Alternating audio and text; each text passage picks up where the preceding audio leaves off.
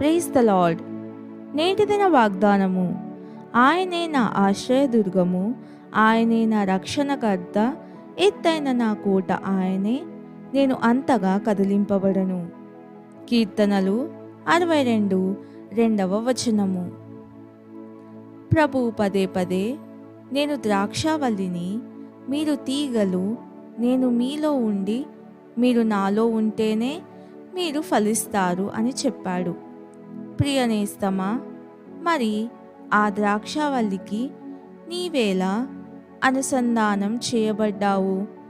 ప్రభువు కోరిక మనం కేవలం మంచి ఫలాలు ఫలించాలనే కాదు సుమా, ఎక్కువ ఫలాలు, మరెన్నో ఫలాలు, నశించని ఫలాలు ఫలించాలని ఆయన కోరుతున్నాడు.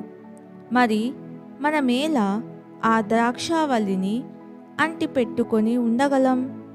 ఆయన వాక్యము చదివి స్పందించడం ద్వారా, ప్రార్థనలు, సహవాసాల ద్వారా, ముఖ్యంగా ఆయన వెంట నడవడం ద్వారా ఎక్కువ ఫలాలు పొందగలం. ప్రార్థన.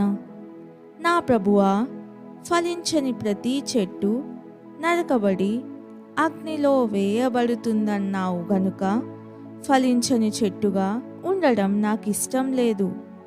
నిన్నంటి పెట్టుకొని ఎంతో ఎక్కువైన మంచి ఫలాలు ఫలించినట్లు నన్ను ఆశీర్వదించుమని యేసు ప్రభువు పేరట వేడుకుంటున్నాను. ఆమెన్.